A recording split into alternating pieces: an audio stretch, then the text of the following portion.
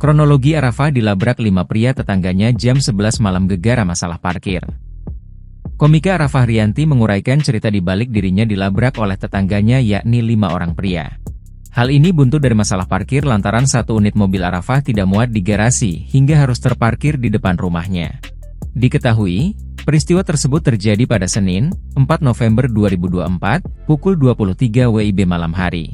Awalnya, Arafah dibuat terkejut rumahnya disambangi 5 orang tetangga yang keberatan dengan mobilnya yang terparkir di luar rumah dan mengganggu jalan. Namun, kini permasalahan dengan para tetangganya itu sudah berakhir dengan mediasi. Jadinya kemarin pas mediasi ya udah kayak gak ada yang salah gak ada yang bener ya.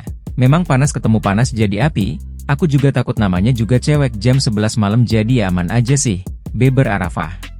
Arafah menyebut jalanan depan rumahnya buntu sehingga ia menaruh di depan rumah karena garasinya sudah tidak cukup dan sudah terparkir 2 mobil. Ia membantah memarkirkan mobilnya di jalan umum yang disebut mengganggu warga saat lewat. Jadinya kalau mobil kita dua-duanya di depan rumah kita itu tuh gak bisa keluar gitu. Bukan karena kayak gak bisa parkir di jalannya, soalnya bukan jalanan umum emang jalan buntu juga, tambahnya. Arafah Rianti mengatakan ia sudah menempati rumahnya tersebut selama 2 tahun. Ia mengaku sudah kenal dengan tetangga yang melabraknya sejak ia tinggal. Aku tahu banget tetangga aku baik semua dan repot gak ada yang rese ya udah sama-sama enak jadinya. Akhirnya mobil aku itu ya ditaruh di rumah Depok, ujar Arafah.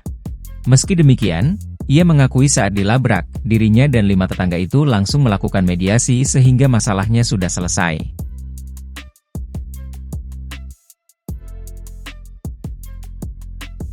Download Tribun X sekarang, menghadirkan lokal menjadi Indonesia.